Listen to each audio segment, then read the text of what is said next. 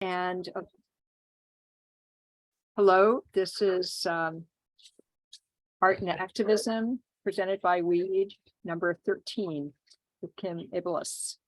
So we're now starting the question and answer period. Will go on till 6:30 our time. So we've got a wonderful selection of people here, and please put your question in the, you can actually open up your video now if you'd like. And who would like to start with questions for Kim?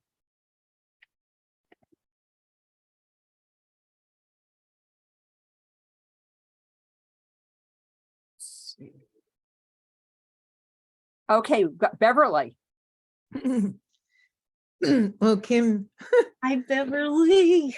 Hey there. You know how much I admire your work. It's always been a guidepost for me in terms of stretching to bring questions to communities and help people get involved in their own creative path, at the same time tell their stories.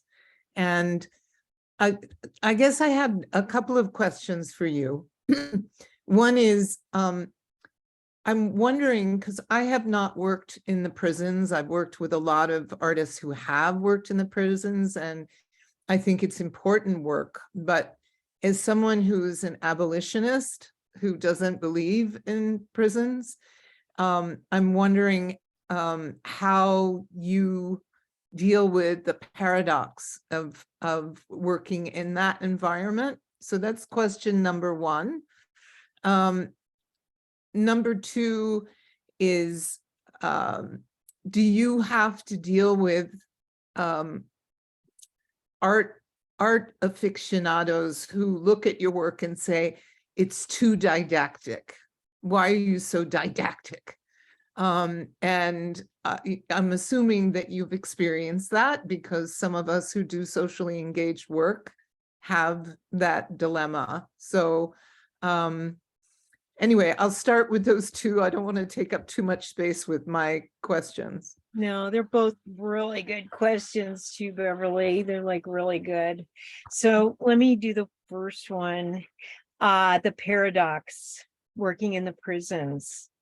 And also, at the time I was doing that project, like within that, time frame, there were several articles coming out about the poorly paid women. Like, they were women I was actually working with, and so the paradox I felt, and I'll address that a little bit, but I also just want to frame it that it was, they get, like any person in prison, which is why you're abolitionist, right? They get paid what, two and a quarter, I don't know, it's nothing. I think they get two and a quarter if they're going out and fighting the fires or active, something like that, but it's nothing, right? And so what happened to me when I would read those articles is that I would think of these women that I had made a relationship with. Like, you're not supposed to fraternize, right? I was told that so many times because I'm really not the type to not do that. And so I was always in the paradox, I think, is more levels of it than you're even like asking. Because there's sort of was this personal thing that I felt very protective of these women. Like, why are you writing these like negative articles? Their families are so proud of them and they're proud of what they're doing. And if the women didn't like the work, they didn't stay very long there because it was really hard work. They had to build up muscle and stuff like that. Okay. So I was always going in there from a personal point of view. Here's supplies, here's all the skills I know, here's an openness, here's a safe space, so to speak, within an unsafe space. And I guess I always wanted to focus on what I could give them in the time I had with them. And the other stuff were issues for me to fight in other ways. But it was kind of like, I've always felt like I needed to make this nest there where, as an example, there was a gal that came up every Sunday, but she never worked. She just came up, sat and kind of watched for a half hour and then left. And one day I said to her, why do you come up here? Or do you want to work? You always, you want to do something? And she said, no, I just come up here because most of these women would never speak with each other any other time. And I just come up to see the dynamic. And I hope I'm expressing that story well enough to just show that they deserved this wonderful creative moment, and a lot of them were creative without me. It's not like they were just doing it because I was up there like with my hands all messy, and that was something I just really had to cherish on there. Does that make sense with yours? Do you want to comment back on that, or something I wasn't addressing with that particular question? No, I think you did a good job. I think that it is complicated. It's multi-layered, and bringing compassion to a very difficult situation, as you clearly did, is a gift. So, the whole issue of not being able to fraternize, it's a kind of dehumanizing thing. Yeah. And just you being present was humanizing in itself, and offering this opportunity to them. But,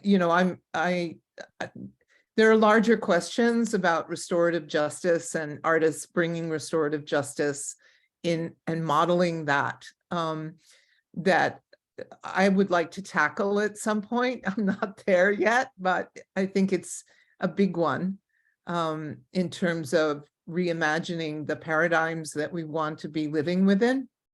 So thanks for your response, because it gives me a more complicated view of how you were working in that environment.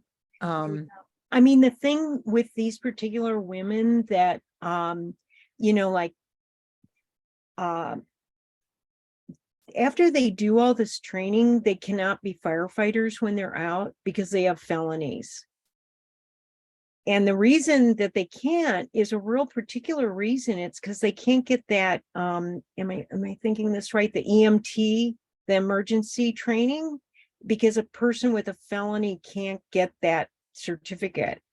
So there are people trying to fight that because it's really insane. And actually during all our fires, some of those camps, they're called officially conservation camps, and there's a number of them throughout California. They had to close them because of COVID, and they lost all their firefighters. See what I mean? There's a lot that was a big core group of who was fighting fires in California, and they didn't have that anymore. So anyway, I think, responding to kind of how you were saying it too, I think what happens to me in these situations is like, okay, well, because I'm not going into these things to entertain people, even though that's a useful skill, you know what I mean, for breaking barriers between and gaining trust and all, but what I think you're absolutely right. What are the bigger issues? Because otherwise we just keep decorating all this stuff, right? And that gets really frustrating after, as you know, Beverly, because you've been working in community-based work for decades. After decades, we're like, okay, I'm ready for some action. Hey, Beverly, one thing I want to say, Beverly well, maybe you still do it, but over COVID, you had that Zoom group. And I remember one time I went and I was in total despair. And somebody in your group said, because I was in despair over the environment, right? Like, oh God, like this too big a thing to tackle feeling. And somebody said, well, think of what it would have been like him if none of us had been doing this work. And I think of that guy saying that, maybe someday you'll tell me who that was. I think of him saying that. I hear his voice in there, and I think, yeah, just keep pushing forward, because this stuff doesn't get resolved in a day. And then one day it does get resolved, and you think it happened in a day, but it didn't. It happened in many, many years, right? So that guy's voice is in my head. The didactic part, what can I say? Look, I'm sure, I mean, there's a lot of content art out now. There's a lot of like subject focused art, right? When you say it's changed a lot, I think there's a space for it now or something like that. And for me, it was just, like when I was a kid, like in like middle school, I used to make these very elaborate felt boards in my bedroom for only me. And it would explain something. Like I'd pick a topic to explain, and I would give $1 million for a photograph of one of those. And all I'm saying is, like, it was always the way I understood things that I couldn't really understand through reading or writing it, that I really needed to feel it and touch it. And so for me, it's just what I do. And I don't know how to do any, and well, artists always say this, I don't know how to do anything else. That's kind of a mantra for artists. But I'm just saying that I think I feel like it's a worthy thing. I try to ignore the people that just think it's not, it's too much. I did have one woman say one day that my work gave her a headache. Because it was too much to think about. Kim, I have 2 more questions here in the chat. One is, where can people find on the website your videos, to view your videos that you showed us, and also about your future exhibits? And then you can answer that pretty quickly and maybe put it in the chat. And then the other one is, it's from, a little hard to tell, Lorica. I'm so impressed with your work. I love the idea project, and the finished product all works so well. Is that something you trained with someone to learn, or is it something you learned along the way of your art making? I actually was trained as a painter, and all the sculptural things I did, I just would ask somebody. My friend Catherine McLean taught me welding, and like, here, Kim, you do this. Okay, try it. So it really was never in classes, all that sculpture stuff. It was really based on somebody showing me the ropes, or trying things and failing a lot. Great. Thank you. And maybe could you say, where could we find more information about your videos? And yeah, the videos are all on Vimeo, and if you just look Kim Abeles, you'll find some stuff. But also I keep a blog on my website, kimabeles.com. I'll put that there, but okay, right here. Oops. And there's a fair amount of information there. A good Google search, you'll see a lot of stuff too, but there is a blog to tell you what's going on, if that helps on there. great. Any other questions anybody has?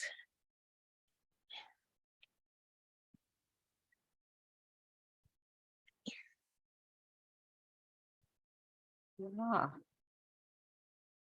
And I did, you know what, well, Cal State LA, or no, excuse me, Cal State Sacramento is where, I'll put it on there, is where it's a smog collector survey. We borrowed even the very first smog collector from 1987.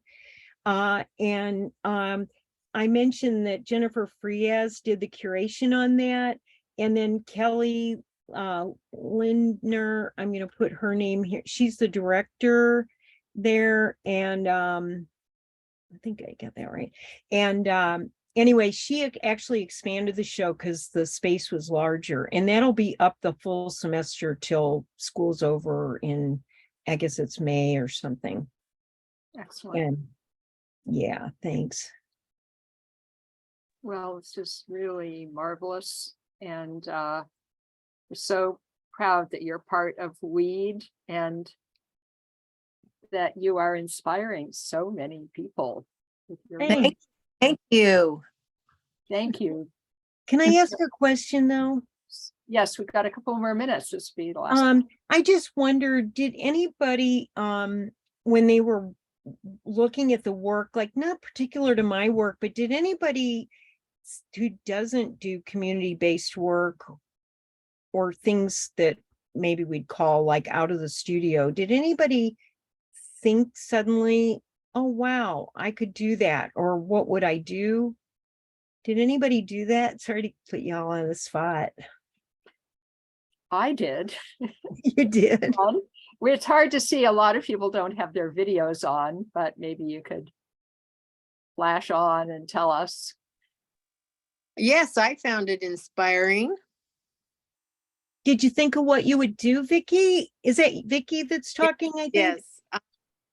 Well, I've done a lot of teaching in the past, and I've been trying to kind of find my way back to work with kids in my neighborhood, which is a low-income neighborhood, on a smaller scale than what I used to do. Mhm. Getting older and older here. So yeah, I just have to process it. Yeah, good. I mean, that was what my goal was. I wasn't sure I accomplished it. I Oh. see a question from Cynthia Hooper. Let's see, where is that? There was one about whether, let's see, yes, maybe a question to respond to might be, why is your work so ambiguous? Yeah, why is your work so ambiguous? Don't let people do that didactic bullshit on you. I hate that. Oh, I get what you're going You for. can be as didactic as you want. God damn it. Yeah, well, also, actually, the reason I made note of your comment there, Cynthia, too, is that, like I believe strongly in poetry too, right? So, Of course, and there's plenty of that- poetry in this work. Oh my God, everywhere. yeah, that People- combination, I think, is what Yeah. it's not really didactic in the traditional sense. It's No, more it's like- absolutely poetic, and people that don't understand the poetry and the metaphor and the ponderous fancies or flights of fantastical concepts that you forward in your work they're just not getting it, or they're just not smart enough or something. yeah. Yeah, I mean, there's lots of poetry. It's amazing. It's just, it's so interwoven with, poetry and metaphor and also, social messages that are very astute and very originally presented. So yeah, it's great. It's Well, just awesome. thanks. Well, actually, I hire poets fairly often through my career to write poems for the pieces that end up on the pieces. There's one in the Walk a Mile in My Shoes that Beverly LaFontaine wrote a poem, and I divided it up so that it's on 3 different benches, and to be able to read it, you need 2 people, one person looking one way, one looking the other, to read to each other 2 lines and then to move to the next bench. So I really, if I have, my favorite people are poets, actually. I just think we're all just kind of doing what poets do, but we're adding paint to it or something. Sure. So, Taking a stance, taking a political or a social stance is just a really courageous thing to do, because You can couch your work in ambiguity, but in some cases, that's kind of a cop-out, in my judgment. I don't know. I'm kind of biased about it, but yeah, Yeah. it's a courageous thing you're doing. Absolutely. Oh, well, thank So, you. I have a question. Okay, one Marguerite, more, I last think question. we're- Marguerite. Oh, Marguerite, I have a question. Yeah, I thank you for asking that question about, do you think we can do community-based stuff? I really haven't done community-based stuff. My work is environmentally themed, but I get intimidated, I guess, by trying to come up with a concept about, community-based involvement and then how that gets shown, et cetera, et cetera. And currently I'm working on a little bit of header lighting. So I have an international collaborative concept where I've reached out to women, I don't know, from like Iran and Finland, and I mean, all over the place about their connection with roots and sending me images of roots. And they're all in JPEGs. But what I'm really missing in my life is somebody to shoot the ideas around. How do you present this? I mean, I could go back and forth with these women and collaborate, which would be a dynamite show. And also there was a woman in Ukraine that responded with an image of these little toy soldiers fighting in the grass, and her house had just gotten blown up. So there's just all kinds of things. But what I said, I'm missing somebody to bounce ideas off of. So do you ever do any consulting? What when people say, hey, how do I do this? What do you say? well, it depends, but I kind of think, Marguerite, you answered it yourself. Didn't you hear it? No. You said, back me up, everybody. You said that, well, I could ask them and dialogue with them. And I think that that's really what you want to do. Right. And use the example of Dada that I mentioned. Mm-hmm. And also, I don't know, like when I've worked in community stuff, it's hard to let go, right? Right. Like, oh, I got this idea and oh, nobody's cooperating. It's like, and as soon as I let go of that, Mm-hmm. then I really hear them and all sorts of unexpected things come about. But I do think it's hard, we're part of why people want to make art, I would just generally guess, is you want a little bit of feeling of control, even if lack of control in materials is part of the thrust. Get it? Like you still somewhere in your heart feel you're a little bit the one in control. Right, right. But when you work with people, the letting go of that is very uncomfortable. It's like trying to be honest and forthright with people. Mm-hmm. It's hard to be honest with oneself, let alone another person. But I think that space between is like a really interesting territory that you don't even know what it looks like yet. So Right. I mean, what I appreciate about your work is you have these ideas and the concepts, and you work with the people, and you've come up with a beautiful image and really interesting images, a physical thing. So that's kind of what I'm dealing with, is how do you come up with the physical? How is this going to look now that you have the concept and some of the image? Like I have, these images of people's paintings and their work and stuff, and some poetry. So did you print them out yet? Or not yet. No, because I think making them physical, uh-huh. if on the stuck on the computer, stuff like that. I think it's got to start getting physical. Oh, interesting. Good tip. Thank you. All right. And also, Marguerite, look, there's a message in the chat from Remedius about to check out the mentalrevolution.com for more ideas. So Somehow check out, wait a minute, let me 17 new messages. Yeah, Well- I just wanted to say thank you very much for your presentation. And my name is Basha, and I'll be giving one of these talks a little bit later. Good. And I've worked with community for decades and decades, but always around international rivers. And so working with community is complex, as you well know, but incredibly rewarding. Yeah, I think are you in Eco Art Space also? Yes, yes, That's what I thought. And there's a new book. Is that you or am I mixing it up? yes, no, it is. Oh, good. Do you want to tell them in the chat? Because she's got a new book. Yeah, yeah. You want to tell that? Okay. Please tell us. We actually, I think we've listed it in the newsletter. Oh, good.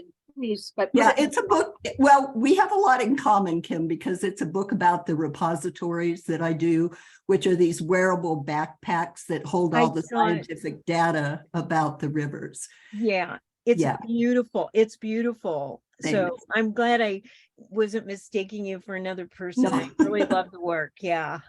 Thanks.